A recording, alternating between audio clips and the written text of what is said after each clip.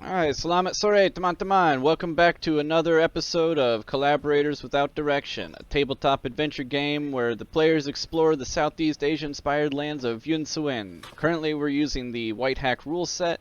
My name is Gobin, my pronouns are he, him, and it is my task as referee to narrate the world around them as the characters seek adventure. We'll pass it off to our first player, Billy. Tell us your name, pronouns, and remind everyone who your character is for tonight. Hello, I'm Billy. My pronouns are he, him. I'm playing Dr. Levinson, the fortunate one. Some boys are bad. Where's silver spoon in hand? Ooh, that red, white, and blue. All right. Shut the fuck up, mug. And I'm Maggie. My pronouns are she and her. I was playing as Tiferet, the bicycle messenger. But from this point onwards, due to a series of unfortunate events, I will be playing as Hokama, the wise human heart thief. Pokemon. Hokama. Pokemon. Hokama. Pokemon. Ma. All right. It's Pikachu. It's Jigglypuff.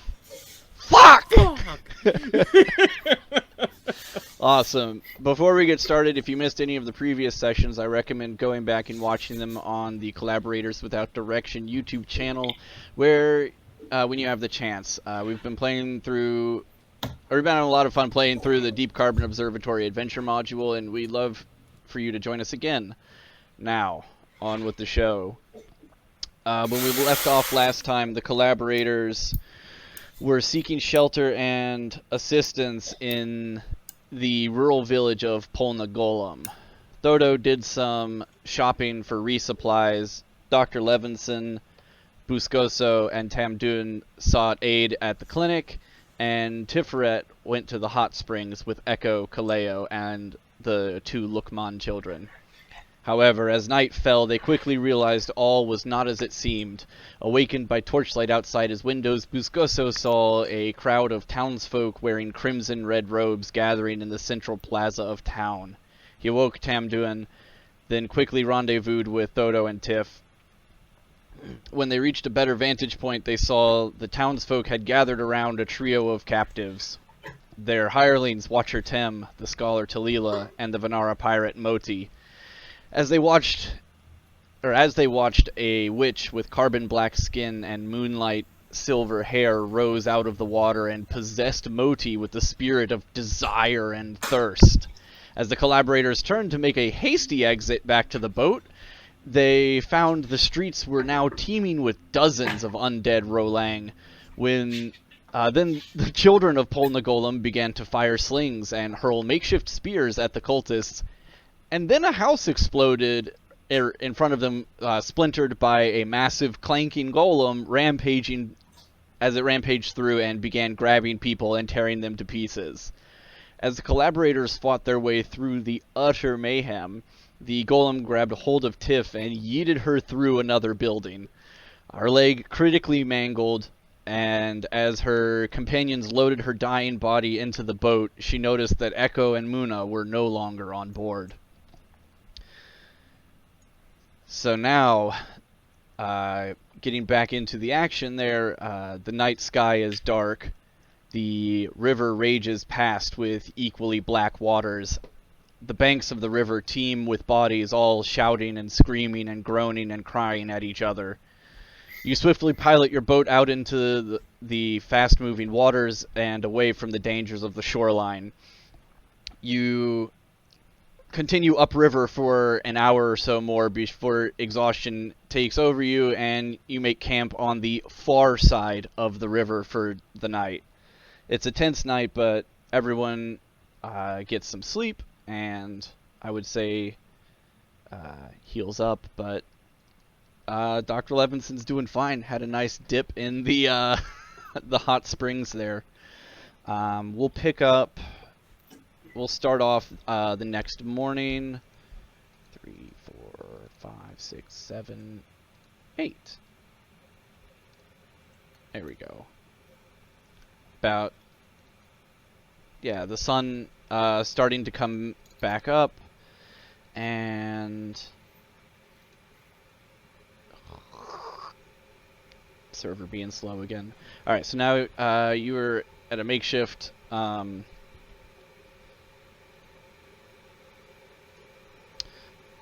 little campsite on the side of the river. You've got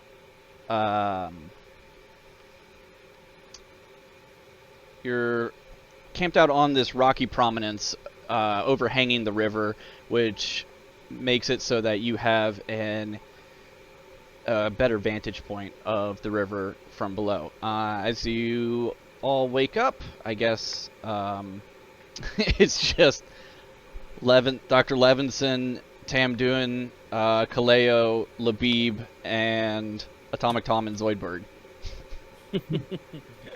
Oh, good. I'm playing 3 of the characters. Well, thankfully, 3 of the 6, 2 of the 3 characters only have what do you call it? Or are nonverbal. Yeah, they don't talk. They don't talk much. It's not because I can't come up with a voice for them. Well, I mean, Atomic Tom doesn't have any way to make sounds. He's not a protocol droid. Oh, good God. It's a good thing Tifferet's dead, then.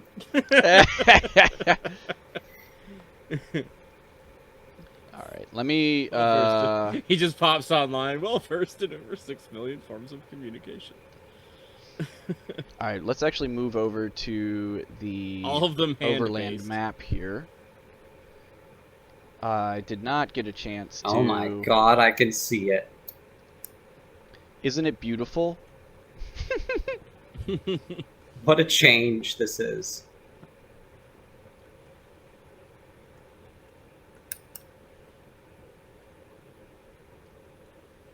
That'll be the only angle I need there for tonight.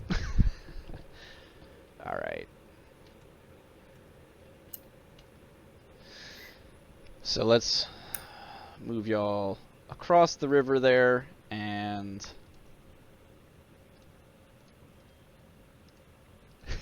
there you go.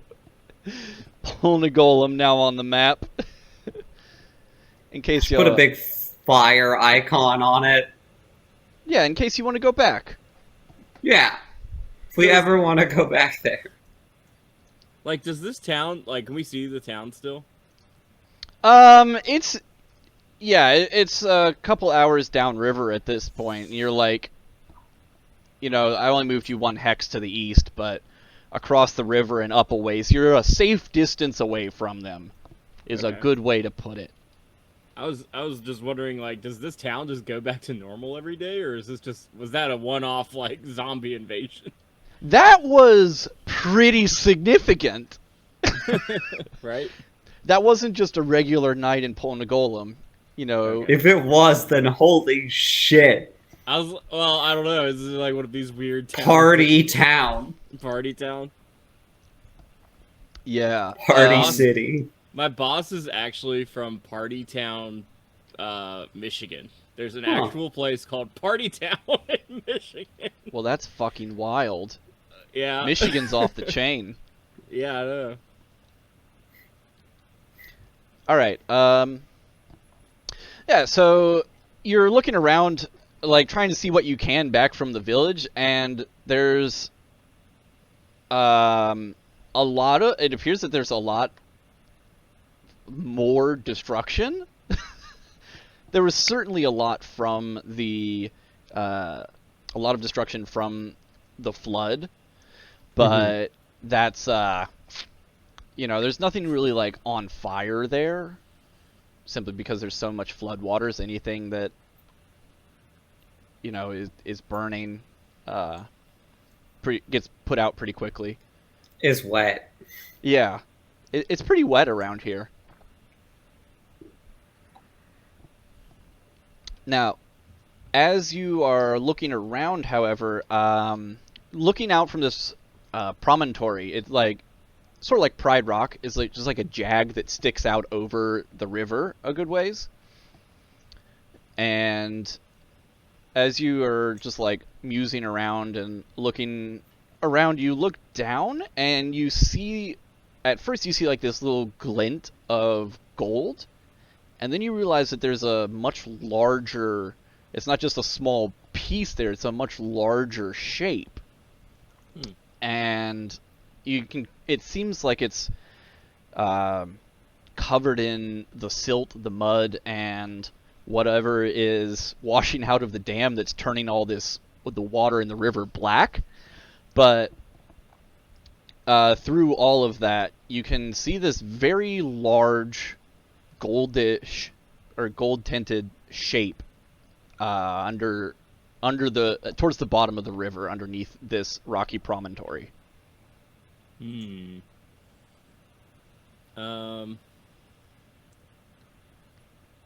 can I get to go check that out for me?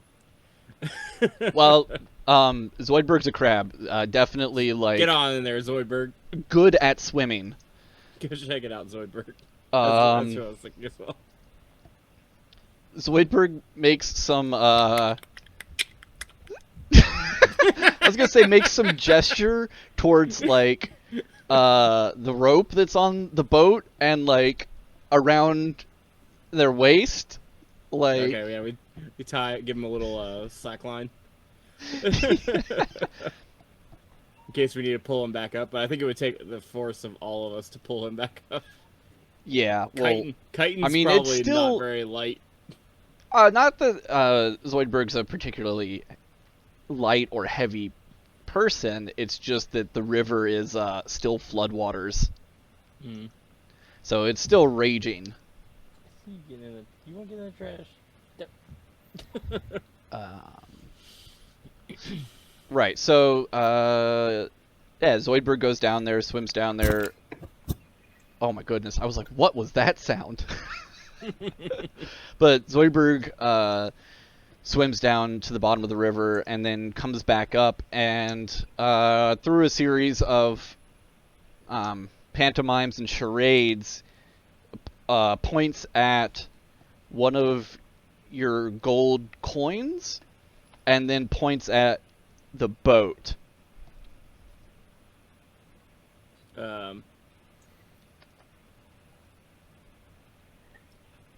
Do I understand what Zoidberg said? Like, I must be kind of fluent with what he's saying. Yeah. I don't know. Yeah, it's like. So looking So at, he's pointing at a gold piece like under the water. right. So what he's when you put all of this together with like what you can see, you realize like this this weird sort of banana shape that you see underneath the water there is long enough and the right size. It could be a boat, and given the color, you think that it is a golden boat. Oh. However, Okay, it is so- like, you know, what you can see is at least as long as your riverboat. Well, can we throw another? Can I throw another rope in? Maybe he can tie it off. We can kind of heave it up.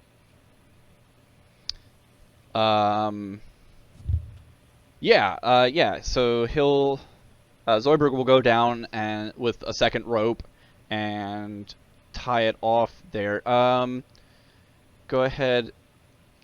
Give me a strength check, I suppose,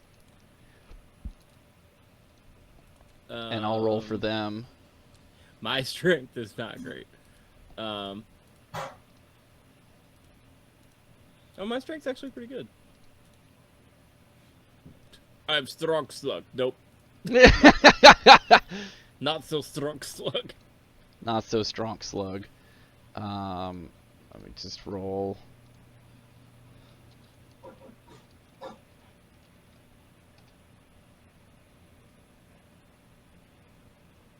Well, what do you know? That is exactly Zoidberg's AV. So that's a critical. With a critical, I'll say that you are able to start, like, moving it, but you are, like, it's obvious this is an extremely heavy vessel. This is going to Gold is take, pretty like, heavy. a significant amount of effort to remove from the water, and is not something that you're going to be able to handle, like, in a couple minutes by yourself. Oh, well, I recruit the rest of the ship. No, I'm saying, like, this is something that would require a team of people working for the whole day to... Oh God. Yeah, like, it's that sort of, like, Hmm. deeply mired in the mud there. I want to gesture to Zoidberg to see if he can find any loose valuables on the boat. Sure. Roll... I don't know what to roll. I was thinking, like, luck. Like, roll luck. Is there a handgun in the glove compartment of this boat? Yeah. every Space Honda Civic comes with a handgun in the glove box. That could just be a charisma roll. That was one of my best rolls of a That was one of the campaign ever. best critical rolls ever. All right, and it was on a vignette. Was yeah.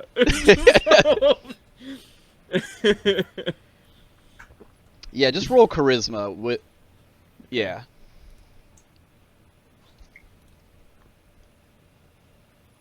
Oof! God, these terrible rolls. Whamp. All right, so They would be Zoidberg. great D&D rolls. Damn it! Damn this game. Damn these roll under systems. All right, let's see what you get for that.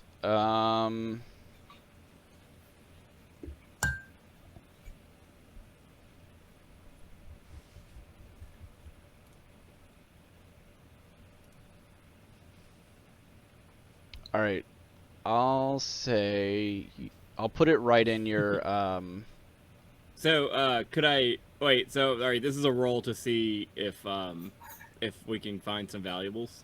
yeah. This is just a roll. So, to with find some my- valuables. With my affiliation with Trade House Apesia, could I suss out more like what the valuables are from this location? Well, you still found something here. That's what I was gonna say. You've still got. It was able to recover this small gold-etched ceramic statuette. I went ahead and put it in your Okay. gear list there.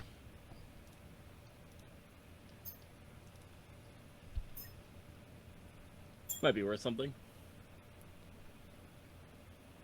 Oh, it's definitely worth something.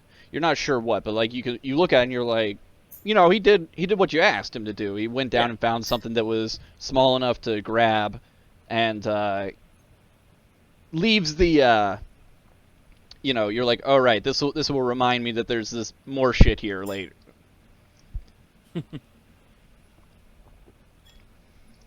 All right. Yeah, I don't think we'll try to. I don't think we want to try to pull this boat up.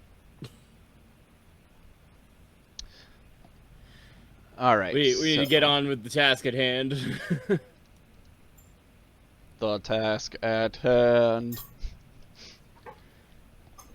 All right. And no sooner do you say that than you actually see at least 3 canoes pull out of pulling the golem downriver and start rowing towards your location. Given the size of the people rowing it, you can tell that it is not the children. Well, they're not zombies, probably. Oh no, this seems to be the adults Okay. who were, if you remember, the cultists, the cannibals. Oh, great. So very much not the friendly, not in a They're friendly rowing mood out right to- now. Hail and well met, my dudes. No, they're not still really, like they're still downriver of you. Okay. They're a ways away. Like, if you pulled out now, you would have a good lead ahead of them, like several hours ahead of them.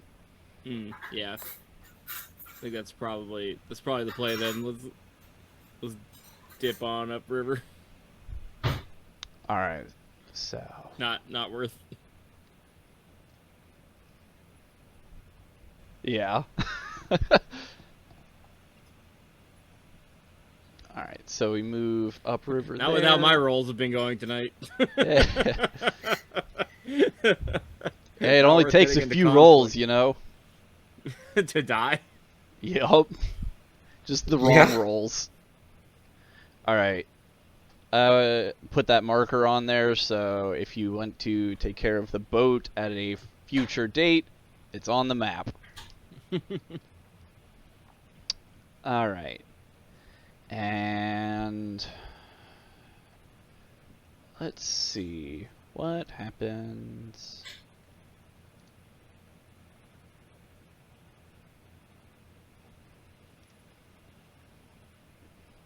All right. Nothing shows up in the as there's no random encounter as you're making your way up to the dam. Let's go ahead actually and as you make your way towards this dam, it very quickly, like even as soon as you are leaving Polnagolem, you see that it's rising so far, like mind-bogglingly high above you, that is just consuming so much of the sky that you didn't even like. It's consuming more of the sky, like more of your field of view than you thought possible for anything, much less a building, a structure. So we'll go ahead and move this here, move y'all onto the map there, and then we'll switch to this scene here. There we go.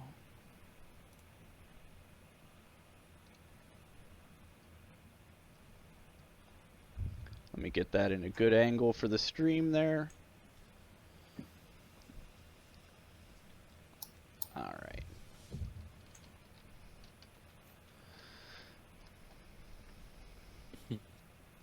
Evie wants to play. He's weird.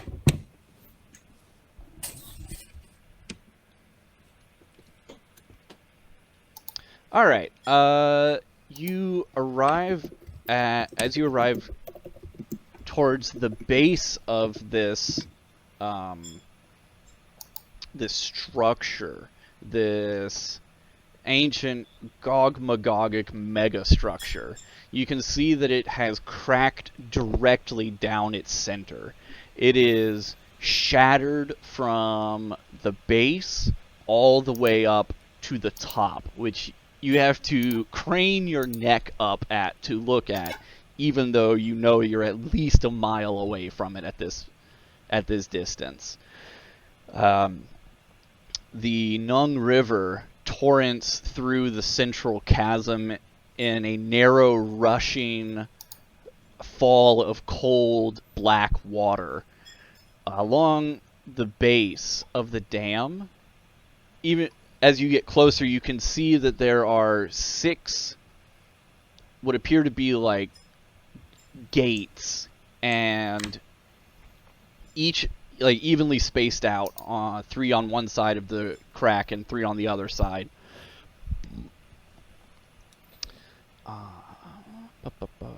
And as you make your way closer to this location, you see a small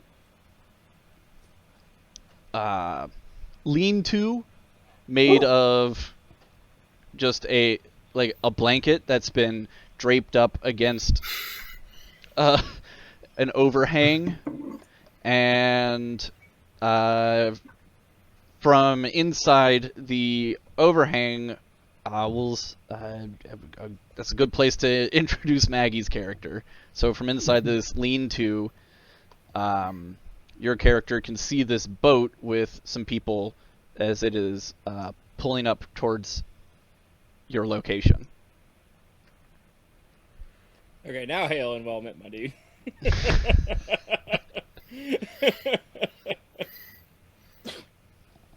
What are you yelling? Hello? Yeah. no.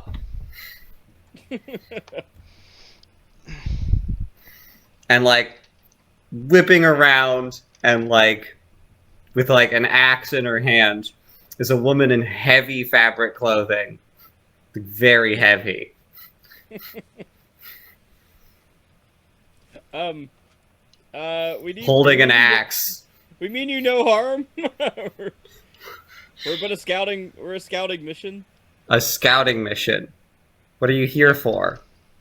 To find out what has caused this destruction. It seems the dam seems to be the source of the destruction. Could you tell us anything about it? I could tell you all sorts of things about this dam, but why would I know if I want to do that with you yet? Well, we haven't tried to eat you yet, so that's a good start, I think.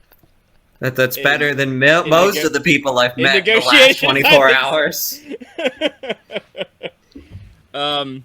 But that's not enough to earn trust. I believe in a trade system. A trade? How about a gold for your information? How about something much better for my information?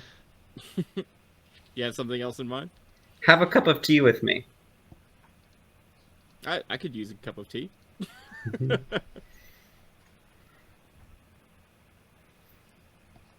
All right. Yeah, so Kaleo's also gonna say, yeah, I could go for a cup of tea as well.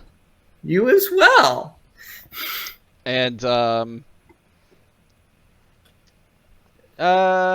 let's see. Labib definitely also drinks tea, and Tamduan is going to just hold up a couple, like, multiple pouches, multiple leather pouches, and say, I got it covered from here. Dear God. Oh, I'm taking one. I'll take one of his pouches.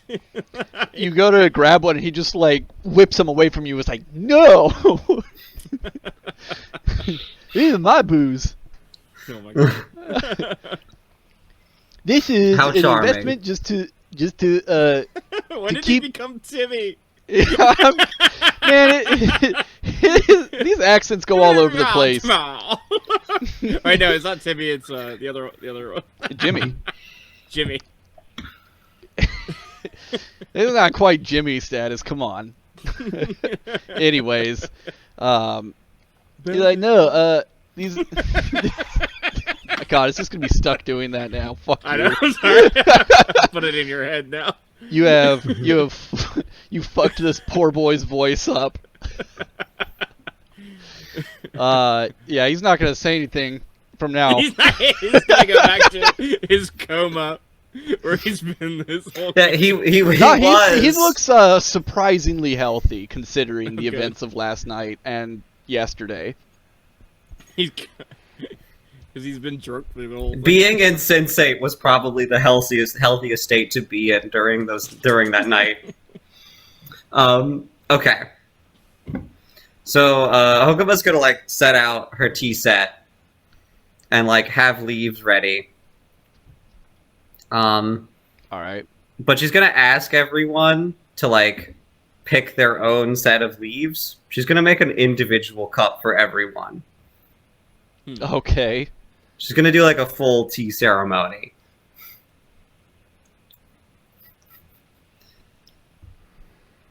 Okay, I'll pick out my leaves.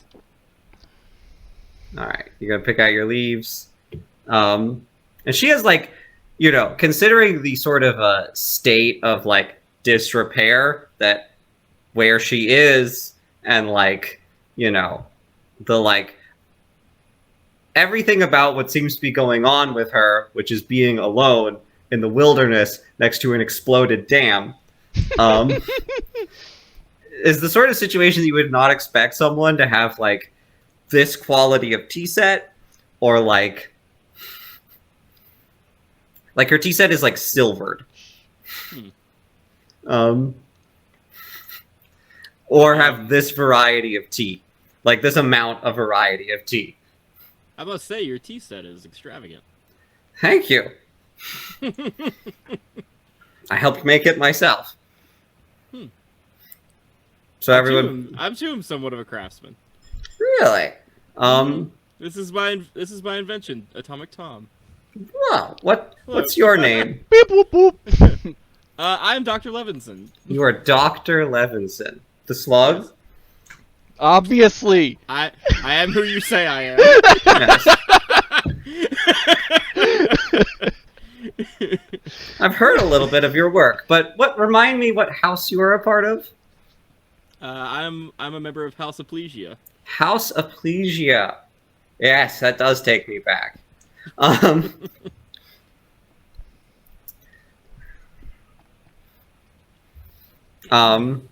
I suppose the other NPCs have also picked out their teas. Sure. Yeah, Labib just grabs one, like, he's a kid, he doesn't know, he's like, yeah, we'll go with this one. It's a fun color. And Kaleo's like, she has not picked her tea out yet. She's like, trying, like, looking at them and, like, trying to smell them, and it's just like, there's too many. Even if there's, like, she just doesn't know, and she's, like, over-analyzing the shit out of it, and is just paralyzed by a small handful of choices. Yes. Are you unsure of yourself, ma'am? She's trying to make a good impression, and is just, like, floundering. Oh. I don't think you're gonna do wrong choosing from her tea selection. But I want to make sure I choose the best one. I think it's a matter of. I think that's objective. Those are wonderful. I completely understand your predicament, dear. If you would help, I could give you a suggestion. Yeah, sure. Which one would you recommend?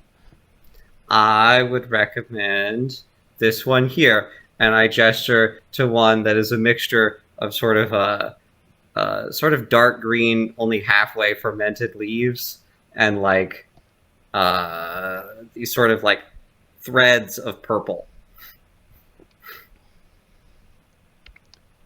Awesome. Yeah. Yeah. Here, I'll. And she just like takes some and puts it in her cup. All right. And I'm gonna like, you know, I know, and Tamduin has taken one of your cups and has just poured booze in it. Tifrit's gonna like, not Tifrit, fuck, Hokuma. It's gonna like look at that and sort of wince, but it's workable. She can keep going with this. She's just like, oh, here, if you're going to, then at least, and she sets like a sort of like a ornately crafted, like there's like specificity to the construction of the strainer that she sets on top of the cup. She's just please pour your wine through this. Yeah, he'll. If you give him an instruction, he'll follow it. But Mm-hmm. No, it's all the corrosion that makes it good. It's sediment. I like particles in my wine. It's the sand that makes it good. I think I aged Tamduin by about 80 years. Oh my god! Do you smoke a pack a day, or do you just eat them? That's what my boys now. All right. I'm gonna have like boiled water ready. Yeah. And as she boils the water, she's going to like go through the process of like a sort of like mantra. Mm-hmm. She's also going to introduce herself. She's like, I'm Hokama. I'm a native from the Yellow City, like yourself, Dr. Levinson. Where are you from? Which part were you from? Ah! Makes sense.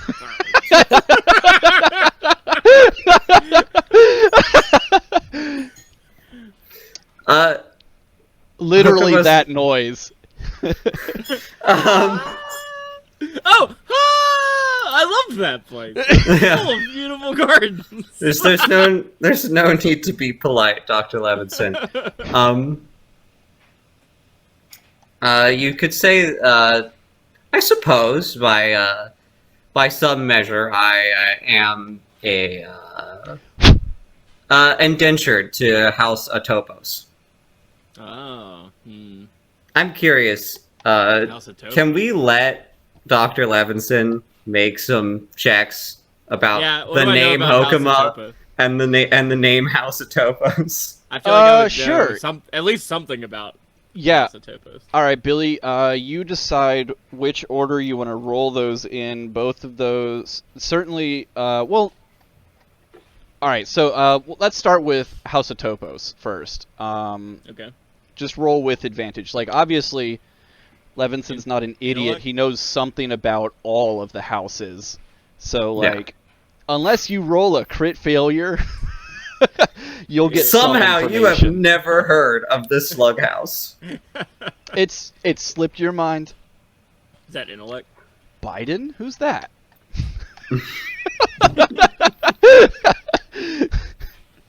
Yeah, it'd be like, Yeah, intellect. Oh, finally some fucking food.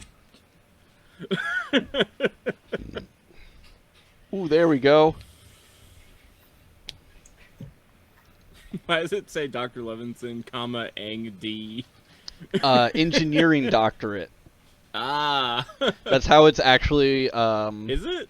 Yeah, so like PhD would be a physical doctorate, and I looked it up. Mhm. I was like, what would you call, like, what is a doctorate in this called? And it's engineering doctorate's the closest thing to what you had. Okay. So I was like, I needed to make it short so it would fit. But Dr. Levinson, MD. yeah, I'd exactly. watch that. Well, it's Ing D. Ang D. Yeah, because you said master engineer, and I was like, He is yeah. but that's just too wide of a name, you know. Mm. Although I guess that's very sluggish. Just like a name that spans across the entire fucking screen whenever you hover over it. Yes. Master of engineering delights. Yeah. What Master do we of roll? mechanical All right. delights.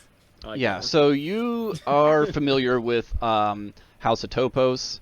They are, as far as the houses go, they're one of the newer houses to become a major house. They were previously, for a long time, like pretty much all of the houses that you know of, have been around as far as anyone worth reading has been writing things down for the history books.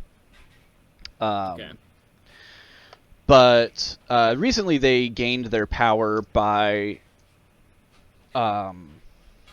taking over the holdings of a previous house, or a previous major house. This other major house was, by all accounts, were either at best driven from the Yellow City, at worst died. Mm. So all of their holdings were taken over by House of Topos. All of their wealth was taken over by House of Topos through, like, what's it called in business? A hostile takeover. Hostile acquisition. Yeah, hostile acquisitions. So what would Is that generally frowned upon, or is it just like seen as business is business is business? No, it's not seen as like, it's just seen as another tactic. It's not seen particularly like. So I wouldn't be like, like hateful towards this house just because they took over another house. No, that's just part of the way that the trade houses in the Yellow City work. Like, there's always some flux. This was more recent, so maybe a few hundred years ago when it happened. No, not that long ago. Maybe a few decades ago. It's a few decades ago when it happened, when this takeover happened. But they have, they've been doing well for themselves since then. They're not by any means the biggest or most powerful, but neither are they the weakest of the major houses. And what does House of Poco steal in mostly?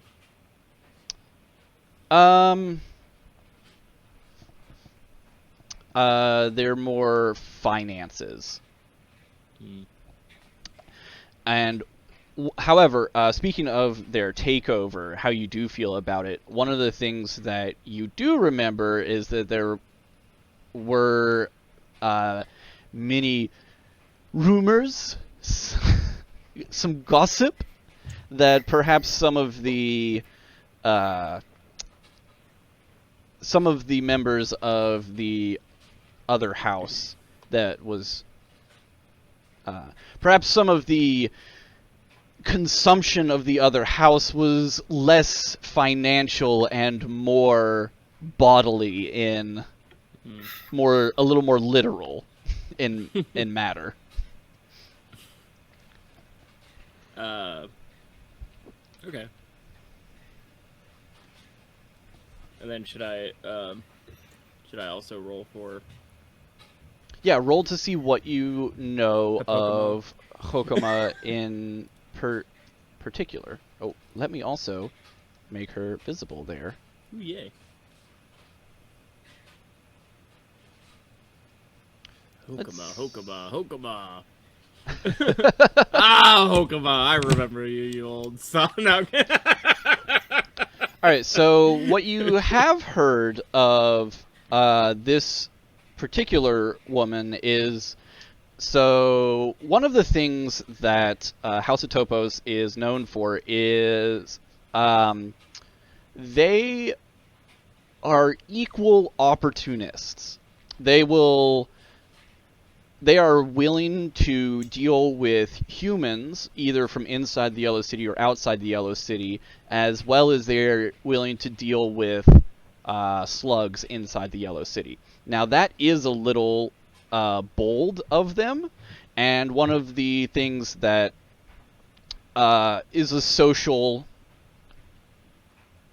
Faux pas? not so much faux pas, like quirk. Like, it stands out. Their house stands out by doing this, is they will destroy a slug as readily as they will destroy any, financially speaking, mostly. Mm-hmm. They're willing to, destroy a slug's holdings as easily as anybody else's. It doesn't matter if they are in a minor house or if they are in one of the major trade houses. Have we established before if Aplesia is a major house or? Yeah, Aplesia is a major house. Okay. Yeah. I only have interest in fleshing out the major houses because there's 13 of them, and I have described 3 of them in game at any point. So we'll deal with those before we get to the minor houses. Yeah. So Apoka is also a major house. Yeah. Yes. Apoka? A Topos. A Topos. Where'd I get Apoka from? A polka dot. The new NPC on WoW is named Poke. So I think that's where I got it from. So, yeah, Atopos has sort of rocked the boat a little bit of the social norms of the Yellow City, because just because they're willing to financially and socially destroy a slug to the point where they have no social standing, and if they're willing to bring a slug down to the level of the free humans, does that mean that humans can come up to the level of slugs? And that is something that has not really been challenged a whole lot, except by one of the most notable recent cases is by Hokama, who was an up-and-comer in the social structure of mostly House of Topos, but also, you know, making moves throughout the Yellow City, because that's what trade houses do. That's how you get better standing, is by making moves. However, rather recently, she pissed off the wrong trade baron, and that one thing led to another, and she was exiled not only from House of Topos, but from the Yellow City entirely. So at this point, she is, like, untouchable. Excommunicated. Excommunicado. So, as you're remembering all of this gossip that you've heard about Hokama, she has just finished pouring the water for, oh dear, what's her name? Kaleo. Yeah, she's just finished pouring Kaleo's water, and is about to pour yours as she sees your face sort of, like, light up in recognition of her. And she pauses for a moment, and she's like, any second thoughts? You would like to have tea with me, yes? Pour the cup. Okay. Yes, sir. And she fills your cup. And she fills Labib's cup. Fill that cup. And she puts a little bit of water in Tamdoon's cup. He, like, scowls at that, is like, Like, he's like, that's a waste. Like, the cup's already mostly full, but she's just like, you're in the ritual, like, and then she takes a little bit of every single person's cup, like just a dram of water from every single person's cup as it's brewing, and like puts each of them into a single cup, which she then puts her own leaves into, pours water into. Okay. Oh no! Is this Oh an god! iocane powder type situation? No, what she did was just gave herself a gorilla fart. Iocane powder. I picked my life. Oh. You gave yourself the tea equivalent of a gorilla fart. You're like, yeah, just pour the bar mat out into my cup. I'm good.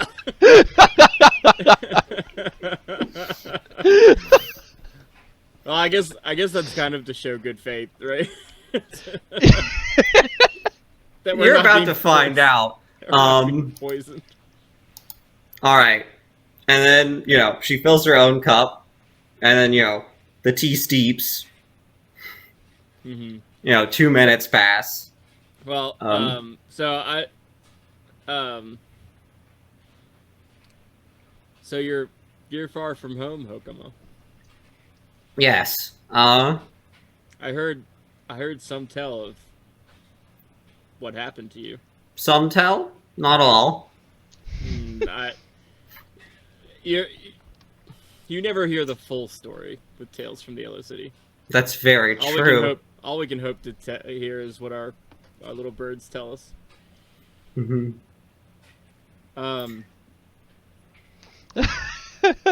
So I'm gonna say that when you say little birds, Zoidberg is going to make his best attempt at a whistling sound.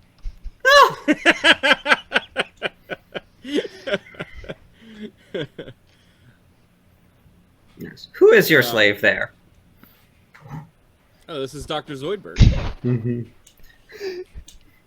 And I think it's notable that, like, linguistically, I feel that, like, Hokuma does not say anything resembling the word crab. Mm. She is very clear that this is a thing that is owned. Who is your object? I'm sure he would say it's a mutually beneficial agreement we have. Hokuma holds very few illusions like that. If he could talk, that Everyone has a few. If Zoidberg could talk, he would tell you that everything's going great. Right. There's nothing fucked up about that at all. He's just like...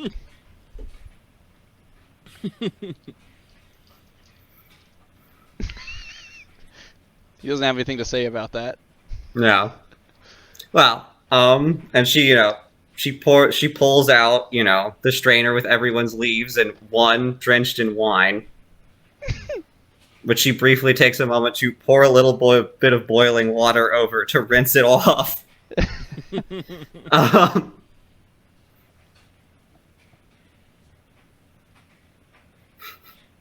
And there's like a little bit of an under her breath comment about like disgusting children.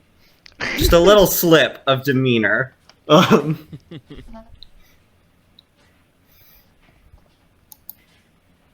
then, she, gestures to everyone like, drink your tea.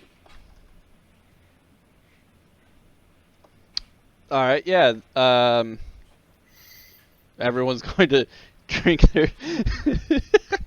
all the NPCs will drink their tea. All the NPCs will drink their tea. Can I feign drinking my tea? Let's start with Labib. Labib is going to drink his tea, and he's just like, yeah, this tastes like pretty good tea. He's got no well-developed sense of taste. Yeah.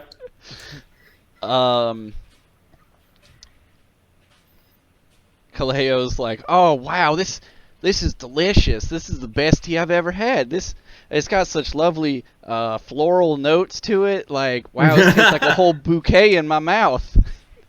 It's taking me on a ride here. And I'm pleased you like it, Kaleo. You're gonna have to tell me where you got some of this so I can get some for myself. Oh, I blend my own. Wow, you must have been doing this for such a long time to have skills like that. Oh, so very long. Tamduin is like, it's great.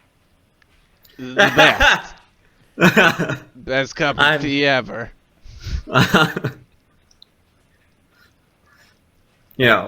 Her minor hiccup previously aside, she just beams at Tamdoon. And then she lifts her own cup. She gestures to the social superior in front of her, and she's like, what's the cheers of the Yellow City? I don't know. live and Cheers. drink, my friend. Yeah, live and drink. To many more years.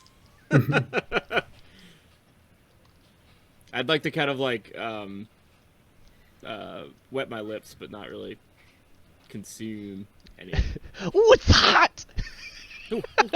All right, make... I'm gonna let that cool. If you want to make it look like you're drinking, but you're not, that's going to be a dexterity check. Okay. Come on, 20. Just pour the tea down. So close. I drop it. What if can I drop the tea? Yeah. It burns sure. my lips and I drop it. Yeah. you just fumble with it, and it is like such a. It is so ungraceful. Mm-hmm. Hokama eyebrows shoot up. Oh, I'm so sorry. I'm so clumsy. Atomic Tom has like a handkerchief that he's dabbing your your dirty traveling clothes off with. It's no problem. It's no problem at all. Hold on. I'm so sorry. It's absolutely a problem. She says those words, but everything about how she is like holding herself towards you suggests that she thinks that you are fucking wretched. As she is preparing you another cup of tea with the same leaves, like, it is almost as though she is, like, preparing to skin you alive.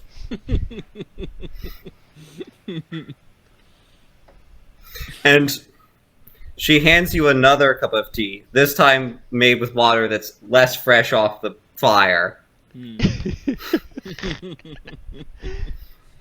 And she's like, we all are a little bit clumsy sometimes. And hands you another cup of tea. And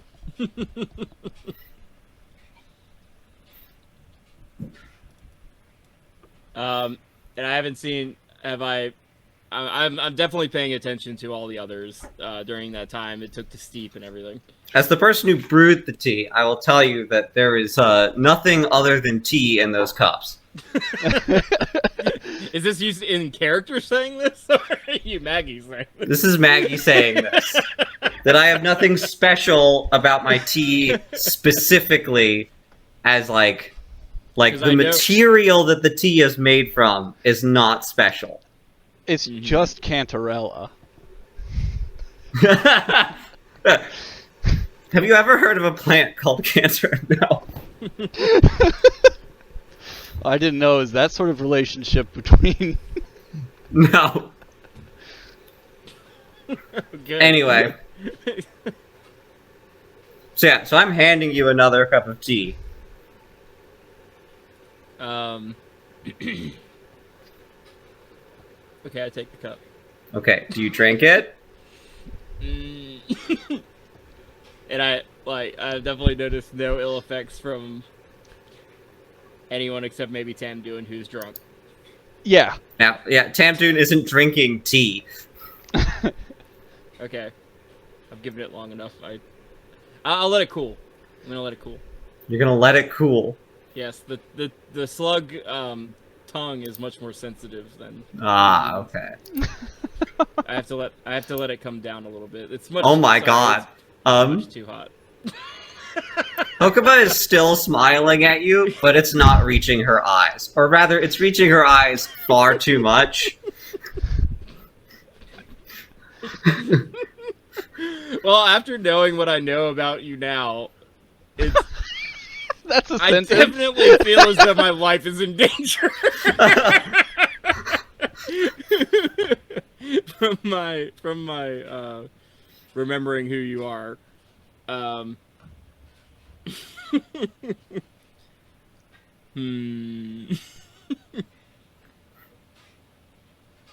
do I get out of drinking this tea? You've agreed to every single step along this way.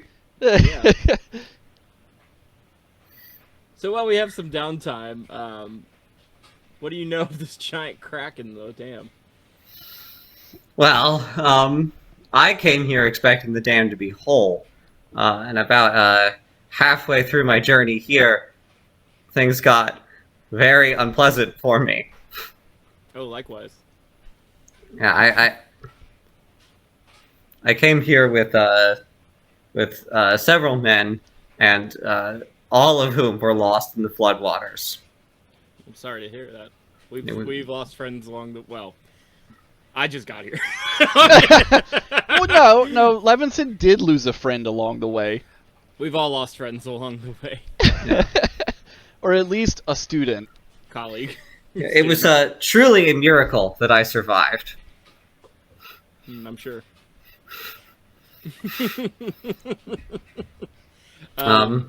So what was it, if I'm not to be too bold, what was your business at the dam? What's my business at the dam? Well, I suspect, considering how well equipped you all are, that it is not too dissimilar from your own. Yes, but we well, did we already know the dam was fucked up? No, you didn't know the dam was fucked up. We didn't. No one knew Well, the we just dam knew was it was fucked up the- because it just we just knew happened it like was- 3 days ago. Right, but we had like that's the reason we set off up the river was because it was obviously the dam that had broken in a way. Right. Yeah, set up the river from the town of Vin Drin Dop, but you set up. You're still upriver of the Yellow City. It's just like a tributary of a tributary at this point. Mm. You're like hundreds of miles from the Yellow City, Yeah. but it is Far still. away from home. These waters will eventually make their way to the Yellow City. Which is probably not ideal. We'll see. Well, anyway, once again, cheers, dear. And she gestures with her own cup. And You didn't take any out of this one.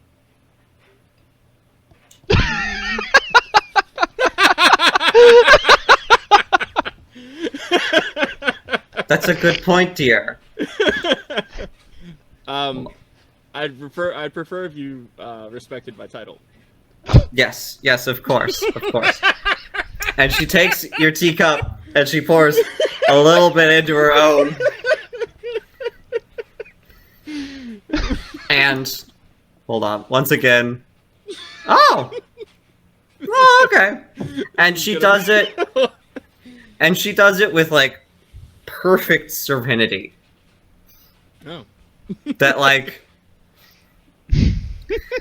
it's obvious her like frustrations with you are still there, but like this the movements she makes are like smooth and careful, and she is like she's calming down. You know what, Maggie? Clearly. You're supposed to roll 1d20, not a a coin with a 1 and a 20 on it.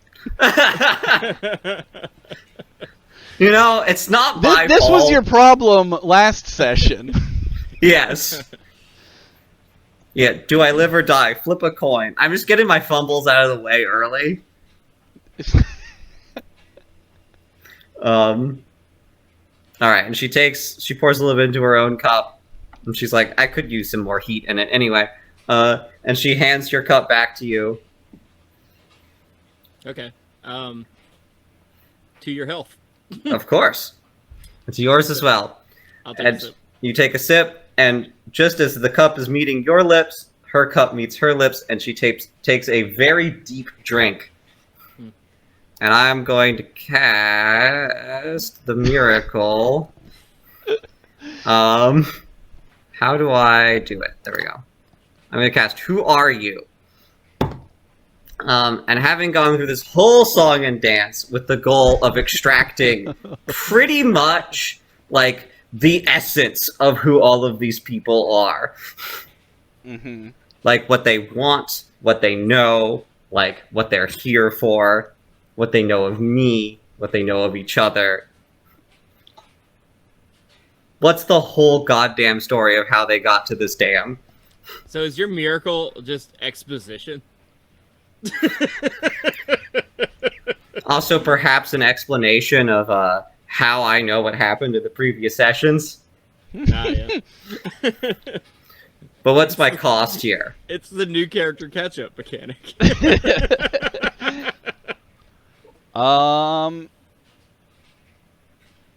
Alright, so I would say this is... Let me find that... I'll be right back.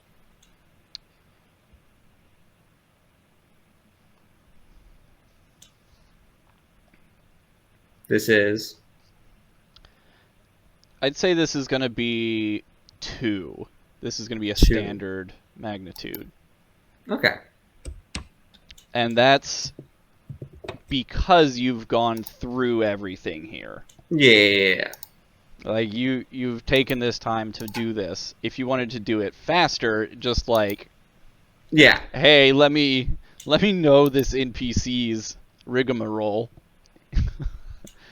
That would be a major. So a D6. Mm-hmm.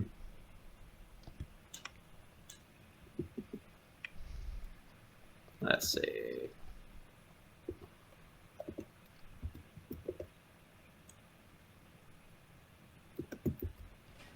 Who are you?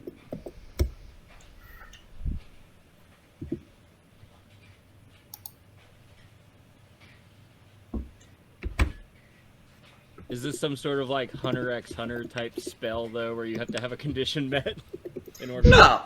Well, what I did is I went through this whole tea ritual of like getting a little bit of each of your cups of teas and your own choices in the matter, and disgustingly a little bit of wine.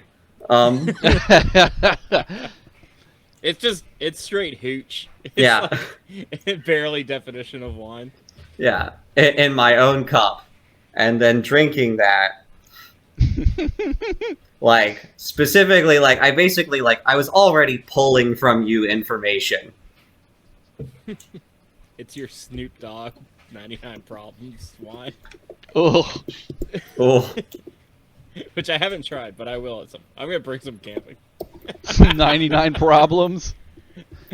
Well, no, I don't think it's called 99 Problems. It's like 19 crimes, isn't it? 19 Crimes. Yeah. Yeah. And there's a Snoop Dogg one. I've had Yeah. some 19 crimes before. It's all right. Yeah. Come on. Oh, we haven't had the Snoop one. We had someone. It was someone else. I mean, it's all the same. There.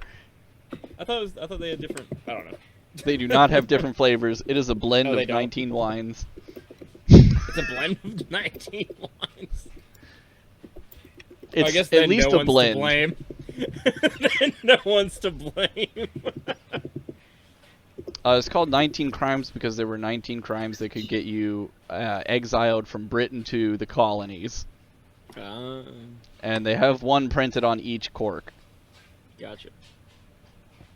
There was some lady on the one that Nicole got. Yeah, I don't know where they got any of the portraits from.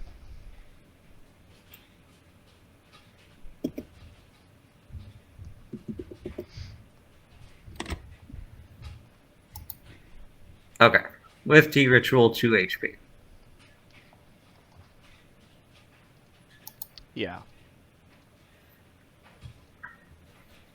I feel like at this point I'm very much like concerned with Okuma with how she's going to treat me in particularly, but also really like I kind of want to get her on my side.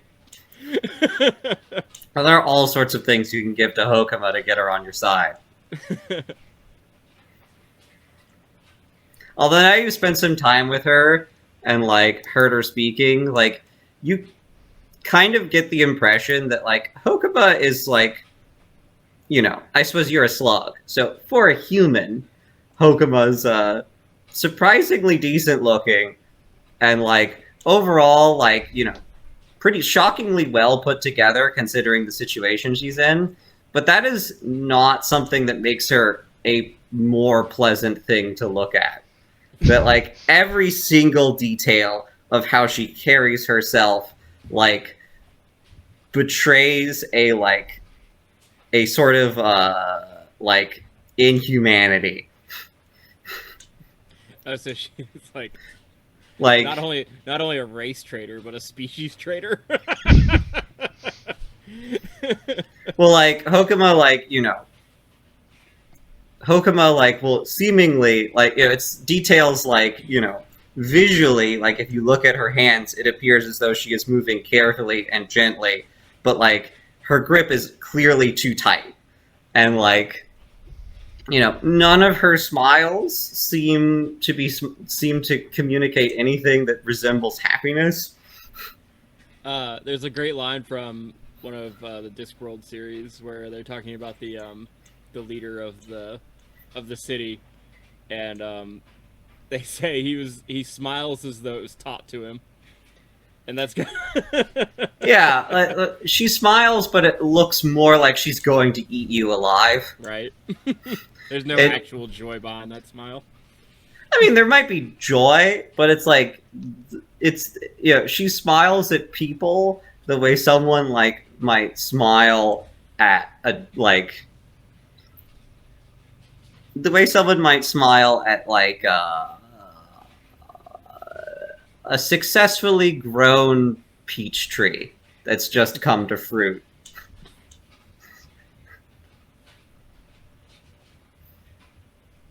Like, despite the fact that she, shows all the obvious, shows all the ritualistic signs of deference to you as a slug, nothing about her actually, communicates genuine submission. She is perfectly aware of... The deer. Yeah, everything about her is, it's like she's doing all of the proper things, by the book, but, the spirit isn't there. There's all the sounds and none of the music. Yeah. It's genuinely my thoughts on being called deer in the real world as well. I fucking hate it. Now, I do have some questions for you, Billy, about Dr. Levinson. What are some things about Dr. Levinson that he doesn't really want other people to know? I guess I haven't been very forthcoming with exactly what he's here for.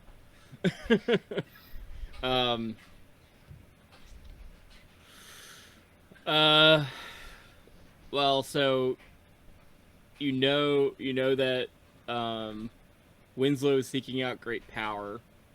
Winslow was? Winslow is seeking out a greater power. Mm-hmm. And Levinson, after finding him, and realizing he was so close to it, that now it'd just be in his best interest to seek out the same power.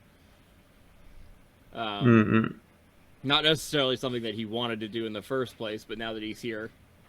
And by power, do you mean a being or an object? I think for Levinson, it's more an object. Okay. I don't think Winslow was ever source. very sure exactly what it was himself. Mm-hmm. Like a perpetual. It's almost like a perpetual energy. I guess that's what's in Atomic Tom, but to a greater extent, something that an energy source that could propel the Yellow City hundreds of years in the future. Okay. Into the future, it's just a great technology. Nothing mystical. Levinson's very mechanically oriented. That's very funny. There's a scientific reason for. There's a scientific reason for everything. Actually, I have a great way of explaining. And that scientific reason is magic. And you can see here where the spell is cast to get this result. Any significantly advanced technology is no different from magic.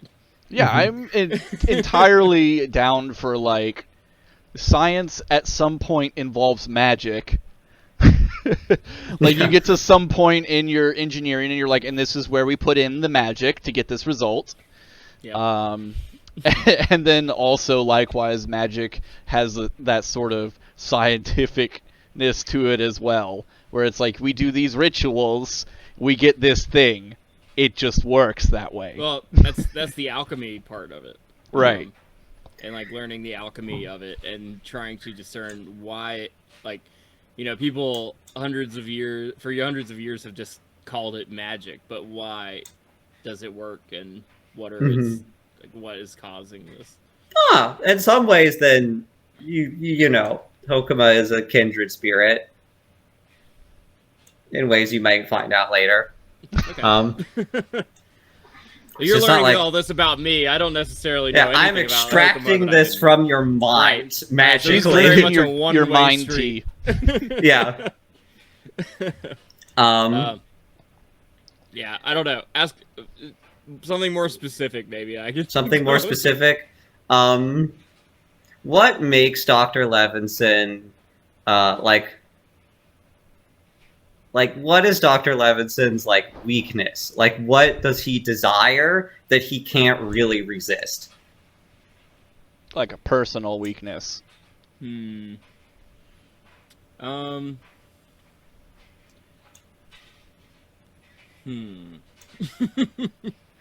He wants. What does he want? I'm also realizing that like a good way of describing like Hokuma and sort of your general impression is that all this time you've been listening to Buscoso's like mad ravings about elves, and like obviously elves aren't real, and obviously Hokuma is a human, but just for a brief moment, everything that he was talking about kind of makes a little bit of sense looking at her. She an elf? No. No, elves aren't real. Elves aren't real. Yet.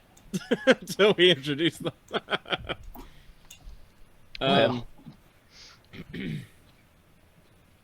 So But, like- he's Oh, yeah. he's not as concerned with like money as much as other slugs. He's more concerned. He wants more connections. Mm-hmm. So I guess losing his connections, being cut off from the world, would make him uneasy or afraid. Much like he is right now. Yep. Yeah. That's why it was such a big deal for him to get Atomic Tom back, even though Atomic Tom is an automaton. Atomic Tom the Automaton. Yeah. Mm-hmm. That like he still like needs that connection. He needs that that person on his side. So, I'm curious, Govan, like, if you have anything for me to know about, like, Kaleo or Labib or Tamdoon. Suppose I know Tamdoon's an alcoholic, but that was easy to figure out. Let's say that a lot of what you get from Tamdoon is muddled at best. Yeah. The perfect smoke screen. Blind alcoholism. And the bits that do like surge through are like pretty bad. This kid has not lived a happy or loving or loved life. Yeah. He grew up poor, alone in a backwater with nothing around and like no one to care for him. Mm-hmm. Don't make me feel fine. Don't make me feel pity for Tamdoon. I mean, there's a reason why this 13-year-old is both an accomplished Is getting the thief, shakes. yeah, and has like rampant alcoholism. One does not reach a state of life where you get the shakes at age 13 without things being so very deeply wrong in your life. Yeah.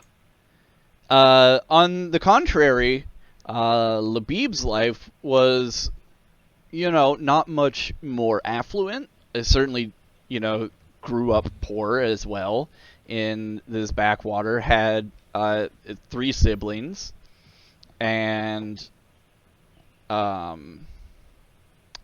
their parents worked well. They had a good relationship. He had a particularly strong relationship with his mom, and who drowned at the beginning of this adventure, and also a strong sort of like attached replacement for Tiff. Mm-hmm. Just needing to have anything that was at all a placeholder for the loss of his relationship with his mother, and trying to hold it together with his sister as best as possible. Mm-hmm. His sister Muna, Mm-hmm. who is now missing. Yes. And for Kaleo, let's say she has grown up. She's always been strong, both physically and in personality. She's always been willing to make friends wherever she can get them. She would rather have She would rather have as many friends as she can, rather than necessarily a few. She would rather have the breadth than the depth. Okay. I'm now seeing Hokuma's portrait. Holy crap! Oh god.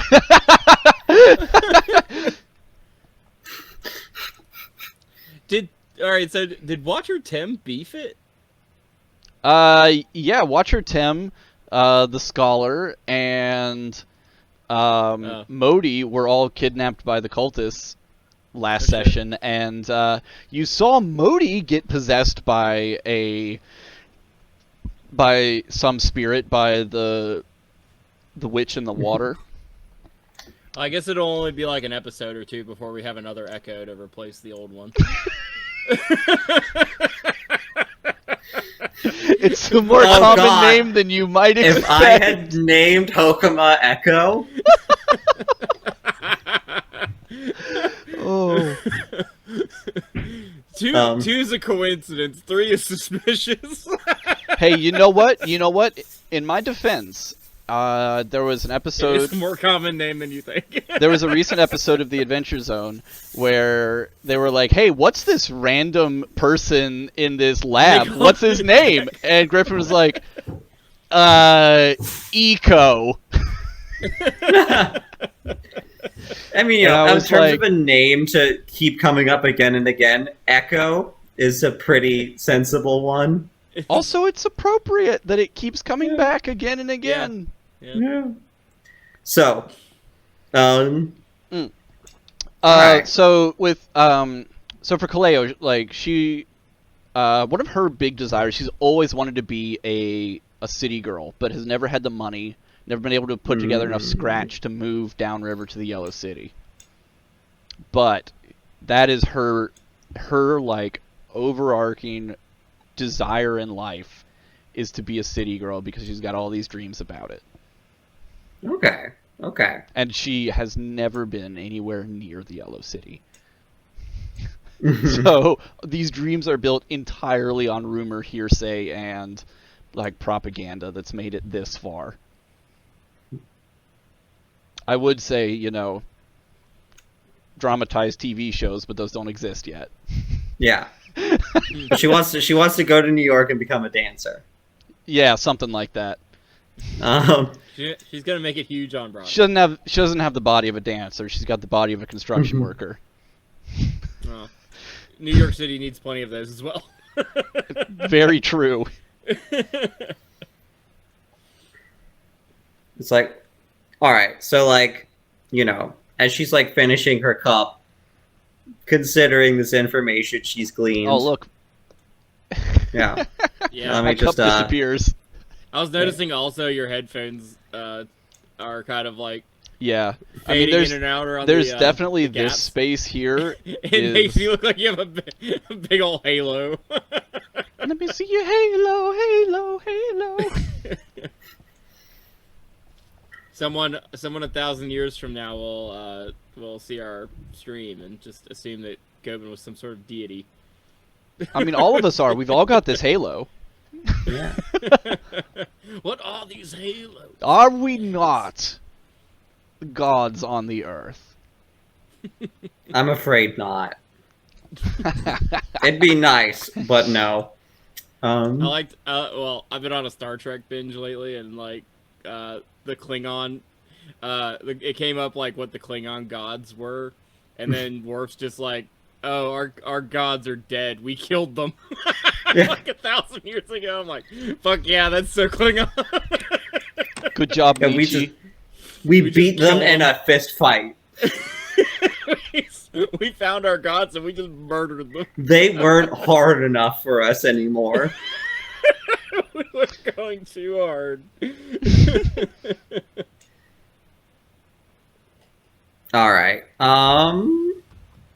Yeah, and we can discuss.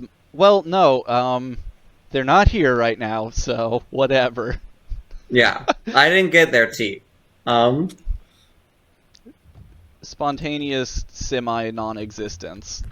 Yeah, but I know who they are. It plagues now. people all across the lands of Yoon-Suin. Well, Yes. well, maybe we could kind of start the next session when everybody's here with kind of the what you would have gleaned from them in the tea party.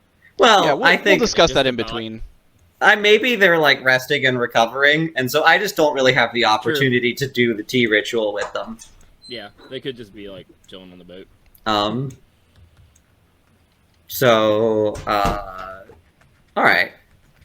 So Hokaba, like, all this information's pretty good for Hokaba. Like, you guys seem to be who you mostly say you are. You know, you aren't like rabid murderers. Dr. Or, Levinson's real name is Flaknish. yeah. He is the elder god of this world. Hokaba would be Sent like, here to Well, send damn, ruin even and I didn't see that coming. Yeah, fucking hard right. Let's go. Uh-oh. Uh-oh. Okaba's eyes go wide as she reveals this ancient... it's just like, Ja, vergleichen nicht. Platoon. I mean, I suppose learning about what happened to you guys last night, Hokuma's just like, like, you do sort of see like her setting her cup down and just sort of like the like squinting, like, what? Ooh. That's something that Hokuma would know something about, having been in the current position that she is, the current physical location that she's been in for the while. You have seen that golem before. Oh, where? When? At the dam. Sometime in the Oh. last several days. At one of the 6 gates in the face of the dam, or at the base of the dam. Mm-hmm. Okay. That's interesting. All right. As a matter Well. of fact, actually, right now, as good as that's a perfect segue into this next thing. You all see, and even though it's from a distance, you're able to see 2 more of these golems that Oh shit. are, again, they are like at least 12 feet tall. They're at least twice as tall as a full-grown man. They are walking towards the face of the dam, and they are when they get up to the gates, like they each walk up to one of the gates, and when they get up to the gates, they kneel in front of these gates, and that's what you're able to see from this distance. Mm. Hokuma, we need to relocate. These things are not to be trifled with. Like, how far away are they from us? Hundreds of meters. They're not like, if they, yeah, they're at least So, all right, we need like to stay a half mile very away. far away from those things. They So are the not to be lands trifled with. right in front of the dam, at the base of the dam, are flat, and like you can see for a good distance. This dam is, you would have to, having like been here and looking at it and just like pondering it for days, as you have had plenty of time to do, you would estimate it around 1 kilometer tall. Fuck. And it is many, many kilometers wide. Fuck. The mountains are like larger, like the mountain peaks come up taller. If you look at the the background splash that I have there, I did my best to make it appear, you know, truly gigantic. Yes. Patrick Stewart described it as gogmagogic. Apocalyptically tall. Yeah. I think they say the wall in Game of Thrones is 800 feet tall. Yes.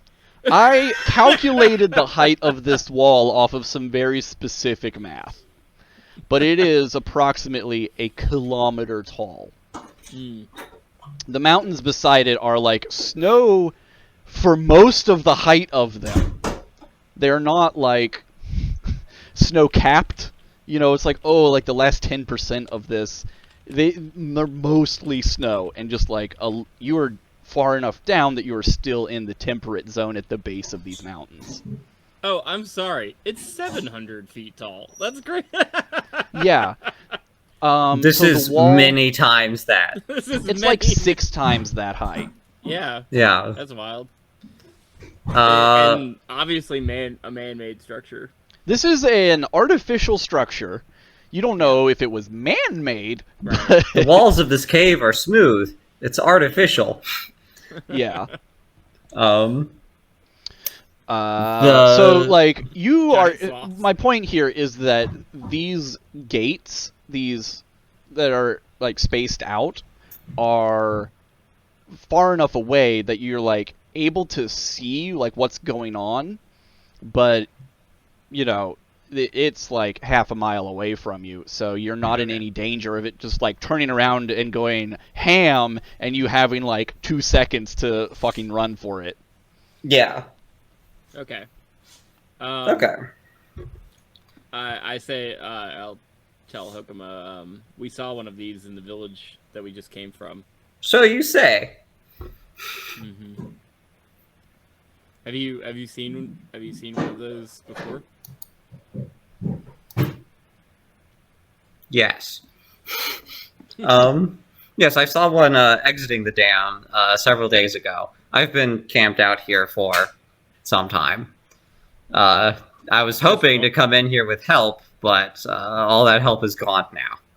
Just one, because there's 2 now. Are they multiplying in some way? Well, These two, they appear different from each other, and they appear different from the one you saw last night. If you should be able to like zoom in and look at them for a little more detail, but Okay. let me go ahead and zoom the stream in, since we're talking about Okay, that. yeah. I see. They're all pretty different looking. Yeah, they Yeah. are all unique. Okay. They're all special butterflies. Was it this specific one, Hokuma, or was it? Can you tell? No, I don't think so. That means there's at least 4 on about. I would presume there's 12. I think we should presume there's 12. But we know of 4. No. You can count. There's 6. There's 6 gates. There's 3 on each 6 side. gates. Yeah. Mhm. Okay. And each So one's we've going seen to a 4. different gate. Yeah, each one's going to a different gate.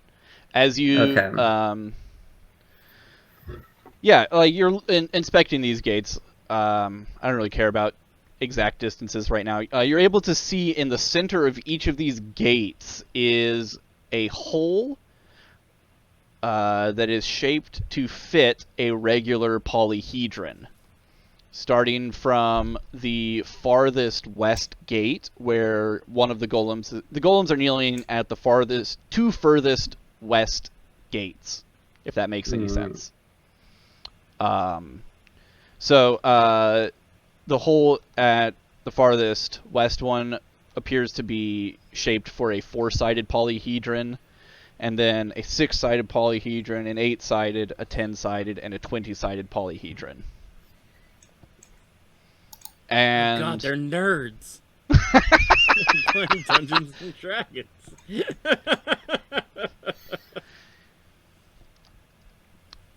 And as you are watching, one of them kneels and has a stone that is the same shape as one of those regular polyhedrons, and just it leans forwards and inserts its head into the slot in the gate, but nothing other than that appears to happen. Interesting. It just like puts its hands on the gate and leans forward, but only nothing one of happens. them does that? What's that? Did you say only one of them does that, or they both do that? Just one of them right now. Huh. The other one is still just kneeling in front of the gate. Okay.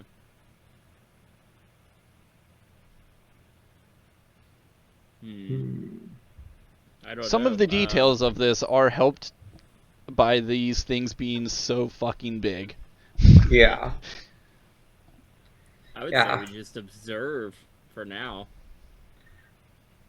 Yeah, I mean... We can't go down there. Those things will tear us apart.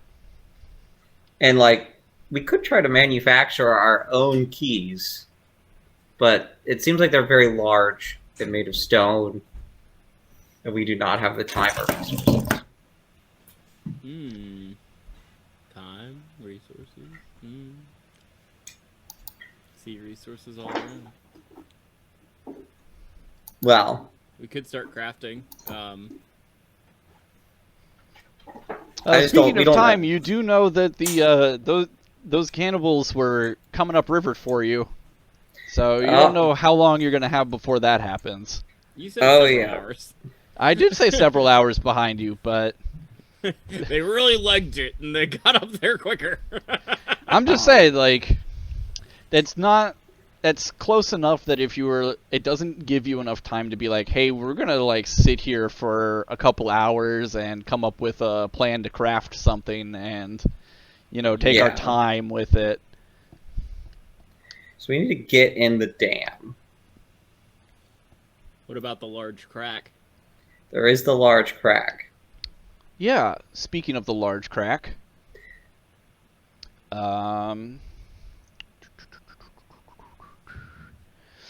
suppose, like, while we're checking out the dam and, like, Hokuba's beginning to help this party, Hokuba's going to be like, well, Dr. Levinson, I think it shouldn't be too much of a difficulty for us to reach an accord. It seems that we are both in the same boat, as it were. I agree. I hold no ill will to you, or your past. Really? Not much. Not much, anyway. That's excellent news. You'll find I'm not your average slug. Really? Well, I hope to break that mold a little bit. And you know how I was so? saying I was going to get a bunch of tea leaves in my mouth? Well, it just happened. Got him. Yeah, all I got according myself to there. Keikaku. Oh. Anyways. Yeah, as you are looking at the inside of this crack, two things are noticeable. First off, this is top quality crack. That's good crack. Anyways, so you're looking at this chasm through this dam, and you can see that the dam is all, like, understandably, not only is it unbelievably tall and unbelievably wide, but it's unbelievably thick as well. Like, this is understandably, because of the way that water pressure works, it is hundreds of meters thick. How many C's is that? How many C's? Oh. she thick. She thick. Several hundred C's thick. Several hundred C's thick. That's how thick this dam is. It's so thick it makes you go, damn! That dam's thick. Damn so thick she make you say damn. Yeah, so but given the shape of just the chasm itself, you get the impression that the dam exploded outward from the base, and that the unsupported sections up above collapsed downward. So this has had an interesting effect in that what the water is rushing over right now is not like a clean, smooth riverbed like you've been used to making your way here. It is boulders. It is a boulder debris field of stones and, just these large black stones. And it is like a torrent through here. And you have no idea, like, you know that you could not walk through this area. There are some spaces on the side where it's like fallen in, and it's like a steep bit at the edge where you could walk along the edge, but that's, you would have to walk like double file at the widest to get through there. And as you are looking, you see up on the interior of this chasm, maybe 200 meters from, like 200 feet from where the debris is, you see an opening that appears to be tiled with is a very regular, smooth opening, and you can only assume that it's a room. And now we'll go with that for now. That's enough details for y'all to decide something with. Yeah. I'm curious also about these gates. So, like, is there one I can take a closer look at to see, like, the polyhedral keyway? Yeah, the closest to the chasm. So the chasm is going to be between gates 8 and 10. 8 and 10. Because there's 4, 6, 8, 10, 12, 20. Yeah. So looking at gate 10 here. That gate 10 is going to be on the east bank of the river. Okay, then looking at gate 8 here. Y'all can decide which side you want to be here, and you can move back and forth. We have to pick one. It's not really important right now. Okay. The room that you saw is on the east side of the inside of the dam. Okay. If that makes sense. Okay. Really, I want to know is, it doesn't really matter which one it is. Really want to know is, like, looking at the keyway, is it like a mechanism that I'm looking at, or is it like smooth facing, like polyhedral sides? Like, there's no sign that there's something that could be manipulated about it. Inside of that hole is a so this whole gate here just has like stones that step up to it, and it appears like this whole thing, it's like a door, and it appears like the whole thing could slide upwards. That wasn't all that great. Slide upward like that. Yeah. And in the face of it, there is a small polyhedral hole. The gate itself is significantly bigger. It is maybe 30 feet wide and 100 feet tall. Okay. But there's like a door in the gate. There is like a hole at the height, at about, just above head height, where one of these golems would come, kneel down, and shove its head into this hole. And inside of that hole, there is some sort of pipe work. Pipe work. Yeah. Interesting. Well, Well, if it's a mechanical mechanism to get in the gate, then I would like to examine it. You have a golem right there. It's true.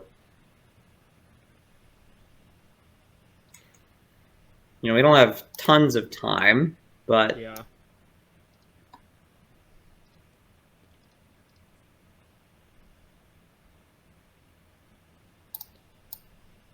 Yeah, I'm just concerned about going up to it, how these golems will react to us. I wouldn't worry too much about that. We've seen the destruction that they've done. It's significant. You might be a little wary if you'd seen what we've seen.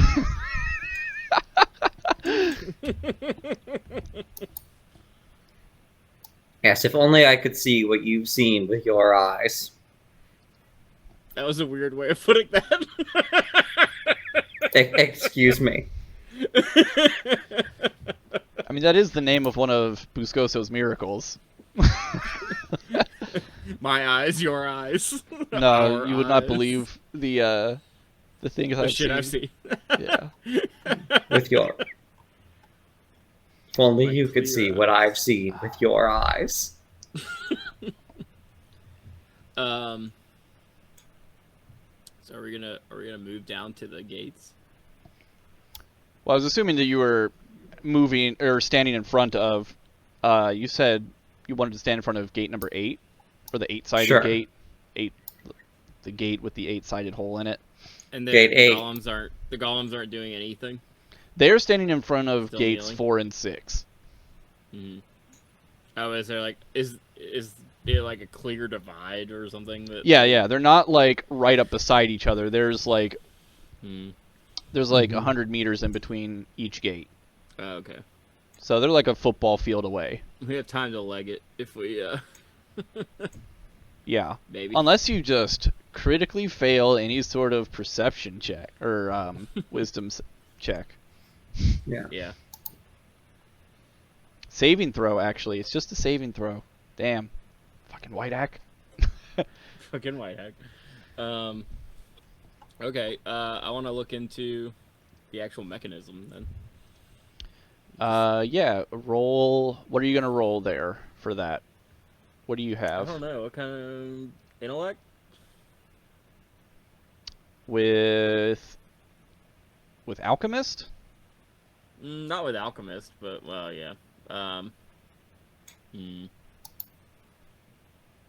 I could also take a look at it and roll with intellect tenumbral scholars. How does your fortunate thing work again? Oh, I have yeah. no idea, actually. I've never Let me- used it. Right. Fortunate characters have a defining standing that is noted in the identity section of the character sheet and works like an occasional group booster. For example, a fortunate flower monk with a reincarnated master standing might have unique tattoos, training and physical traits that boost the role of her groups in a number of situations. When the referee thinks that the standing is relevant to a situation, affiliated factions are a bit more helpful. Vocations. Oh, I see. So it is like, kind of like a doubling thing here. So like whenever something has to do with master engineer, you would be like, and it was also had to do with alchemy. It would be like a double bonus to your roll.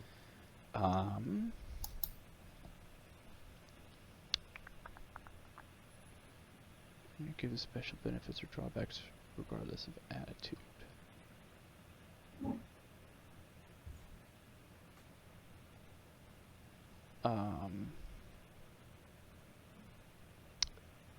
Oh, okay. All right. There we go.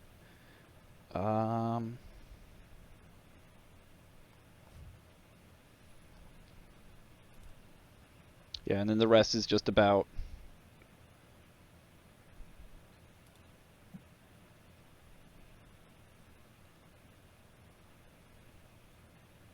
Oh yeah, and then you also have the once per session. You use your good fortune in a major way, like hiring a large ship, performing the will of a god, getting a personal audience with the queen, or being hailed as a friend by a hostile tribe. So, I think that so the quirk that you chose was Master Engineer, and this is definitely like an engineering thing. So I would say that you would roll initiative with advantage. Initiative? Sorry, I saw int. Yeah, roll initiative with advantage. Oh, As you're good. checking out this clearly mechanical device. Sick. And then I would say you could also give it a +2. Oh shit. So So 10 plus 2, 12. 12. Alright. Yeah, so Double success. So looking at this, you think that this is a sluice gate. Like, you've seen smaller versions of this. This is massive. Like, you are barely able to comprehend the size of the things that are going on here, but you've seen smaller dams that have gates that open up to let, when there's too much water behind them, to even it out so that it doesn't come spilling over and damage the top of the dam. So these gates are sort of like regulators. Given the way that the river is flowing from the base of the dam, you assume that there was a main tunnel that went through that allowed the whatever source of water is upriver of the dam, because the river's got to come from somewhere.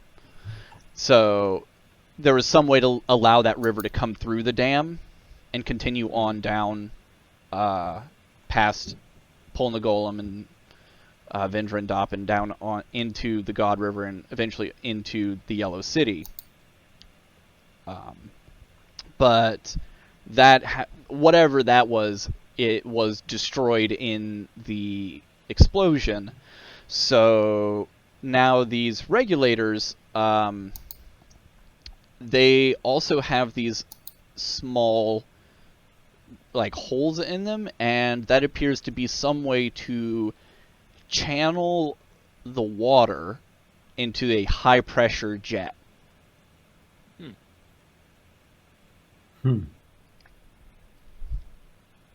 But the golems putting their head in them hasn't really done anything. It hasn't like opened up anything or anything. It's just No, they're just there. it has not. In fact, you can see now both of them are attempting to just like shove their entire head into the into this hole. But it's not doing anything.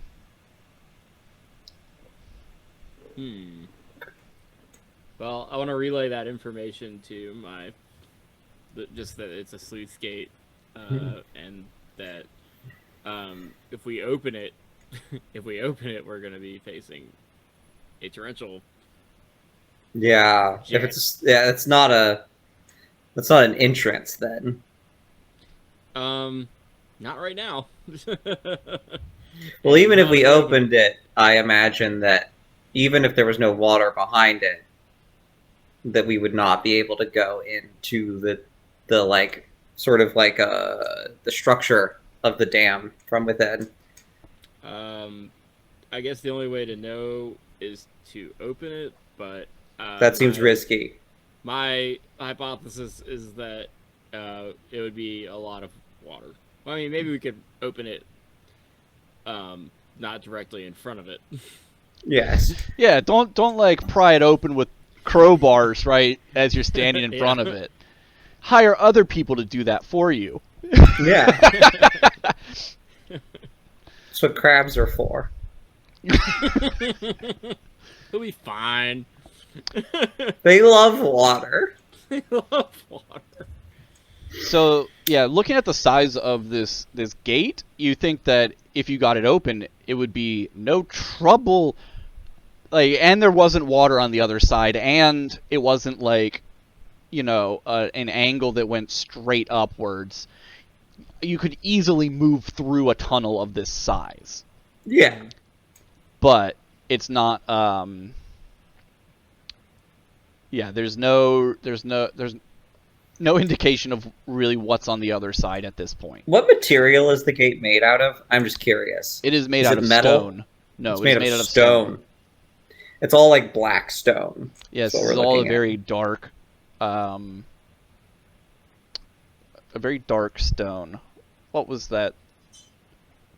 Keep asking other questions. I'll look up the name of this stone. Okay. It's not obsidian. It's a different type of stone. How long a walk would it be to start entering like the crack as we like climb up the rubble? Easy, not long enough. Okay. Yeah, then I think like Might be our safest bet. yeah, I think we should at least peek that and see like what we're looking at as the interior structure of the dam. It's just solid stone.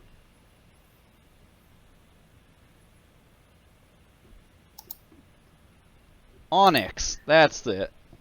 Onyx. But not like polished onyx. Just like Yeah.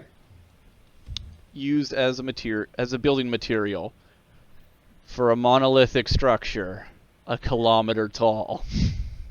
Be right back. Burb.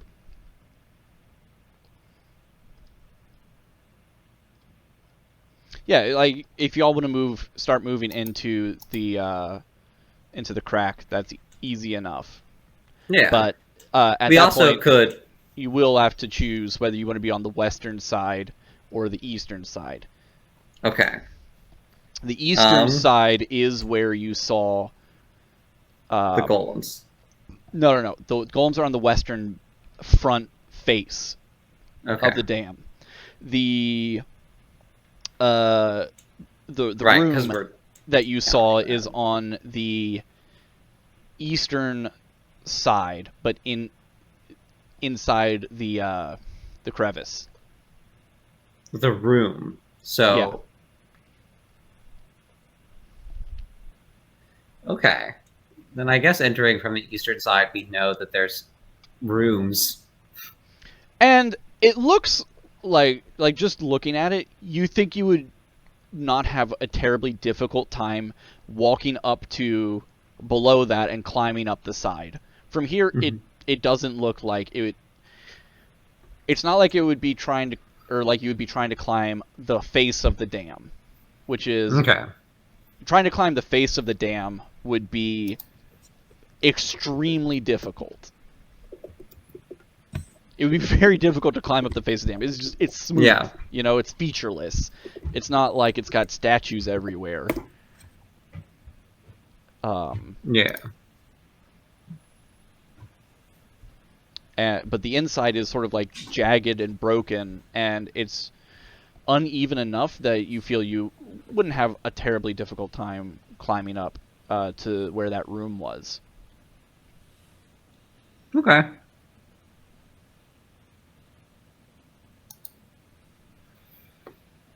Especially if you had some rope. We do have some rope. Yeah. I picked out rope. I picked out like hammer and stakes. I couldn't like with all of my tea equipment, I couldn't like spare the weight for a grappling hook. Who's gonna use rope? Oh, they've always got it in the action movies. Get your fucking rope. But did you get a giant combat knife though? I got an axe. It's even better than a combat knife. And a spear.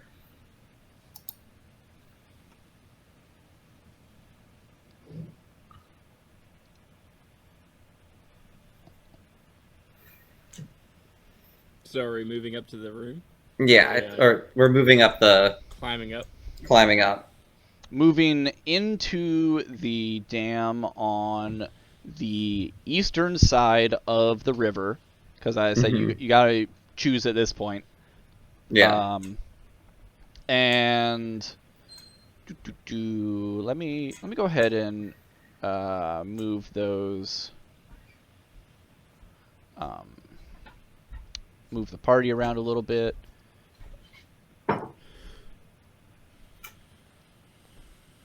Make it a little more obvious that you're on the eastern side there. Readjust this so the stream can see. Yeah, that's good enough. I'm curious if maybe we should wait before like actually entering the dam. Oh yeah, for next we've got like session. 15 minutes. Yeah. So I wasn't really going to do anything Yeah. inside the dam anyways. Partly because I want to know how we're divvying up Tifferet's equipment, because Tiferet had nice things. Tiferet had a gun. Yeah, Tiferet had a gun. Tiferet has a cool sword. Tiff has got a gun. Boop, boop, boop.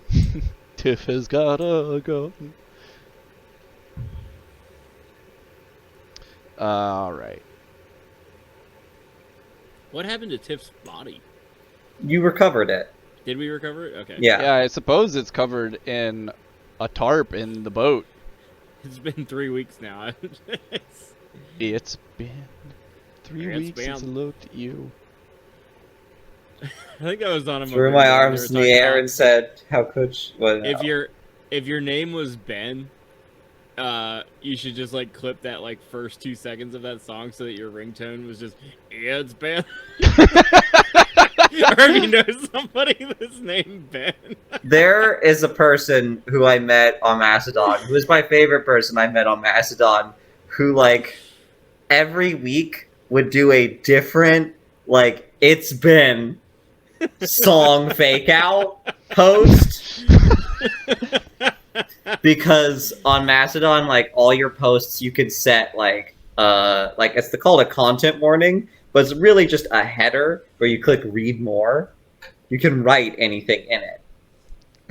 What is Mastodon? I only know I thought you were talking about the band at first. Alright, so Mastodon is to Facebook as an Onion site is to the real web. Or like Twitter, Tor rather. browsers, social media. What? Pretty much. Pretty it's- much. That kind of goes- distributed I feel like that goes internet. against a lot of it. It's distributed internet social media. Yeah. There's like two sorts of people on there, false bros and trans people. And sex workers. Oh. And the like There's a lot of and a overlap collection there. and there's a collection of like journalists in India who got banned on Twitter at the behest of the Indian government. There's a bunch of French people. I don't know what they're there for, what they're talking about, because I don't speak French. There's a Japanese account that does a weather report for all of Japan, stylized as though it is Nerve from Evangelion. That's kind of interesting. I'm gonna need that for Virginia. The Nerve American branch. Yep. All right. Okay. Okie dokie doke. Let's have Hokama make a saving throw. Hokama makes a saving throw. Big money, no whammies. Crit! Crit. Nice. Ka-ching!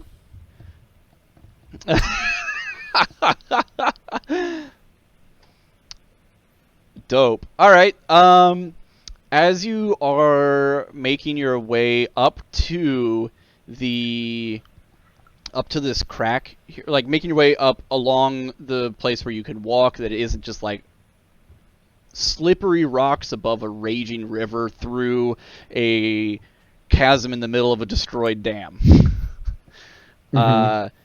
You're carefully picking your way along, and you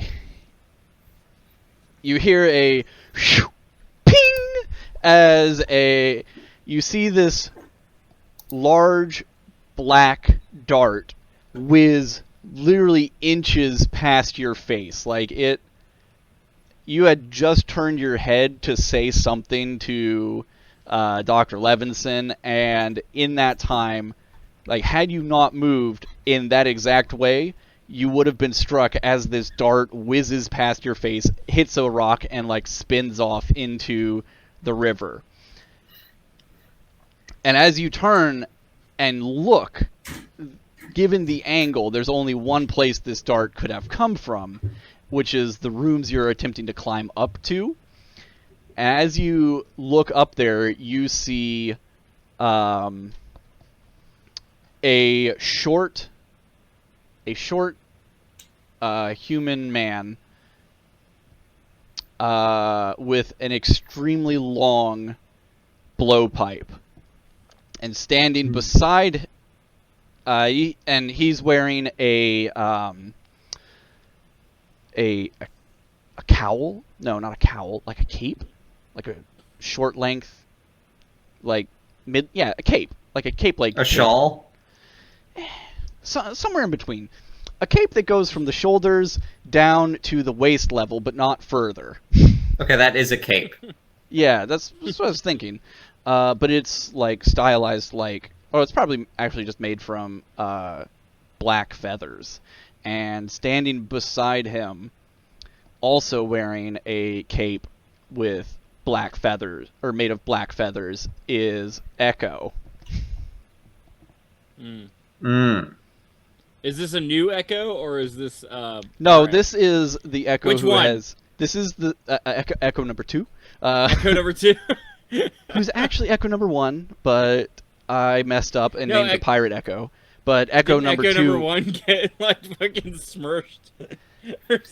Yes. He got like uber smooshed. Yes. Anyways, yes, Echo, the young woman who appeared in the middle of the night. Mm-hmm.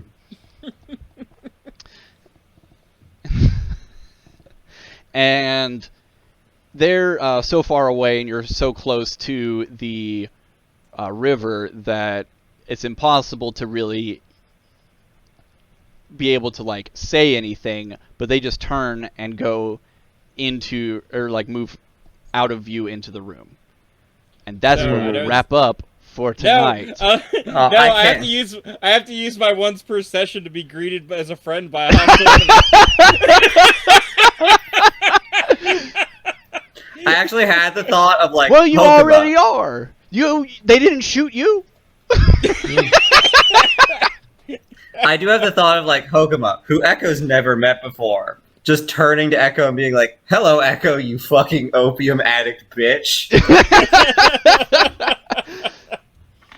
Just like I know exactly who you are.